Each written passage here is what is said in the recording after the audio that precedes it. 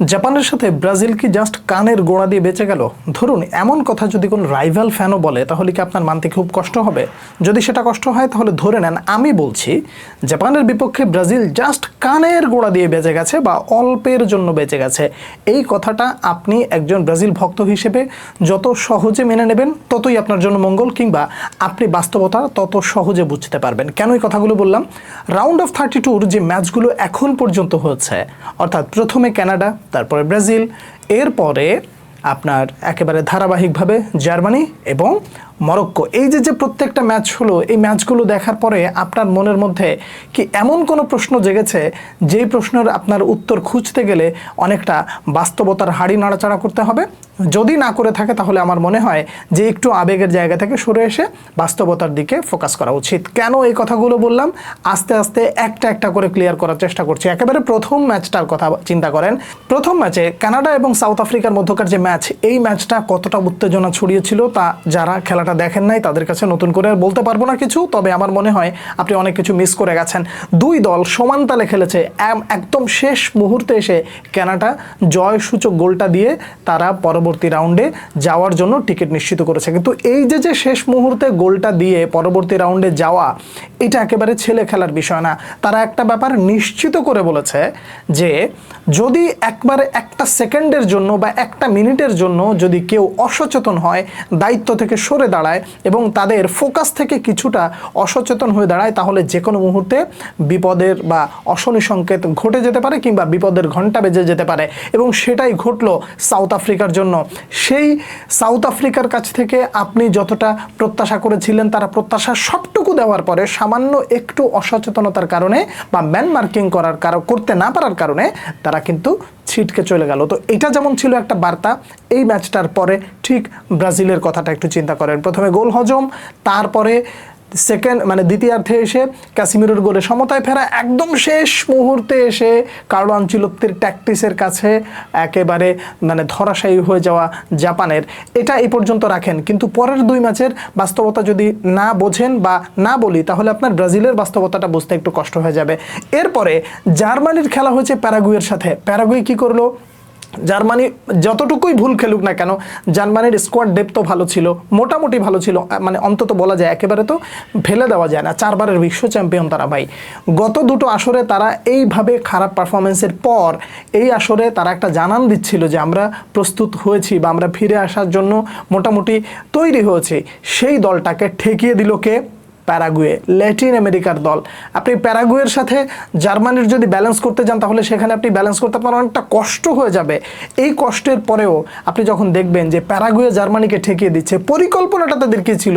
যে আমরা যেভাবেই হোক ম্যাচে পিছিয়ে পড়তে চাই না, আমরা ম্যাচে থাকতে চাই, যদি বাই এনি চান্স টাই ব্রেকারে যায় তাহলে আমরা আমাদের জায়গা থেকে সবটুকু দিয়ে চেষ্টা করব। দেখুন জার্মানি প্রায় পেরে গিয়েছিল। কেমন? সেটা হলো জার্মানির খেলোয়াড়রা যেই সুযোগটা পেয়েছে, দুটো গোল যদি তারা কোনো সেভ পেনাল্টিতে যদি সেভ দিতে পারে তাহলে তারা টিকে থাকবে। সেখানে ম্যানুয়েল নিউয়ার দুটো গোলই মোটামুটি ঠেকিয়ে দিয়েছিলেন, এবং অর্থাৎ একটা মিস হয়েছিল, পরবর্তী যেটা আছে সেটা ম্যানুয়েল নিউয়ার ঠেকিয়ে দিয়েছিলেন। তো এই যে বাস্তবতা, এইখান থেকেও ফিরে আসার পর যখন জার্মানি আবার আর একটা পেনাল্টি মিস করে প্রতিপক্ষকে সুযোগ করে দেয়, তখন সেই সুযোগটা তারা আর হাতছাড়া করে না। এখন প্রশ্ন হলো, এই সুযোগ হাতছাড়া করা না করার বাইরে গিয়েও একটা বাস্তবতা তো আপনার মেনে নিতে হবে যে প্যারাগুয়ের গোলরক্ষক 6 ফিট 6 ইঞ্চির একজন খেলোয়াড়, এরকম একটা গোলকিপার যখন দলে থাকে তখন তাদের প্রস্তুতিই থাকে যে কোনো রকম টাই ব্রেকারে আনো, তারপরে সাইজ করে দাও, ওদের সাথে ওপেন ফুটবল খেলে আমরা পারবো না। এইটা হলো স্ট্র্যাটেজি।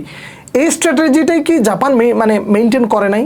যে আমরা ওদের সাথে ওপেন ফুটবল খেলে পারবো না, আমরা ওদের সাথে প্রেসিং করতে গেলে আমরা হয়তো বা জিতে থাকবো, কিন্তু ওদের যে কলাকৌশল সেই কলাকৌশলের সাথে আমরা পেরে উঠবো না। কোনো রকম টাইনা টুইনা যদি আমরা টাইব্রেকারে নিতে পারি তাহলে অবশ্যই কিছু একটা ঘটে যেতে পারে।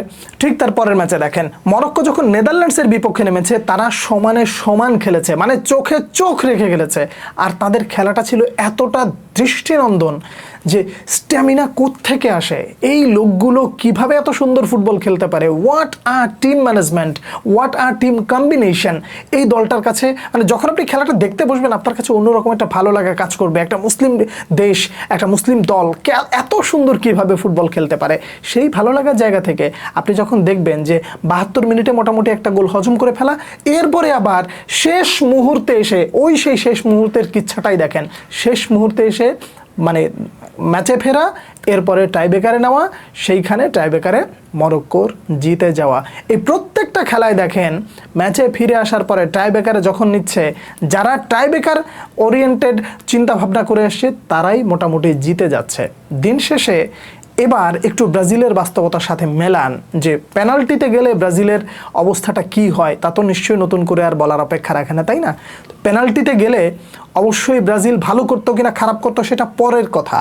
ছোট দলগুলো যে স্ট্র্যাটেজিটা মেনটেন করে সেই স্ট্র্যাটেজিতে এটা একেবারে অপরিহার্য একটা বার্তা যে আমরা ওদের সাথে ওপেন ফুটবল না খেললে পেনাল্টিতে গিয়ে আমরা তাদেরকে ঠেকিয়ে দেওয়ার চেষ্টা করব। ব্রাজিল জাপানের সাথে পেনাল্টিতে গেলে কি করতো সেটা প্রিভিয়াস হিস্ট্রি যদি আমরা ঘাঁটতে যাই তাহলে কিন্তু অন্ধকার ছাড়া অন্য কোনো কিছু চোখে পড়ে না। আশা করছি কার্লো আনচেলত্তি মানে যেভাবে ওপেন ফুটবলে ট্যাকটিক্যালি প্রতিপক্ষকে হারিয়ে দেন, টাইব্রেকারেও যদি কখনো পড়তে হয় তাহলে সেখানেও তিনি যেন বিজয়ের বেশে ব্রাজিলিয়ান ভক্তদের বা সেলেসাওদের একটা হাসি খুশির কারণ উপহার দিতে পারে, এইটা ব্যক্তিগতভাবে প্রত্যাশা থাকবে। আর শুরুতে যে কথাটা বললাম, ব্রাজিলকে জাস্ট কানের গোড়া দিয়ে বেঁচে গেল বা এমন কিছু একটা ছোড়া হলো জাস্ট কানের গোড়া দিয়ে চলে গেছে, আর একটু এদিক সেদিক হলে বোধ হয় ব্রাজিলকে খুঁজে পাওয়া যেত না, এই কথা যদি কোনো রাইভাল বলে হাসি খুশি মেনে নেন এবং এটাও বলেন যে অবশ্যই টাইব্রেকারে গেলে আমাদের কি অবস্থা হতো সেটা আমরা জানি না, তবে দিন শেষে আমরা শেষ মুহূর্তে জিতেছি, এটাই হচ্ছে বড় কথা।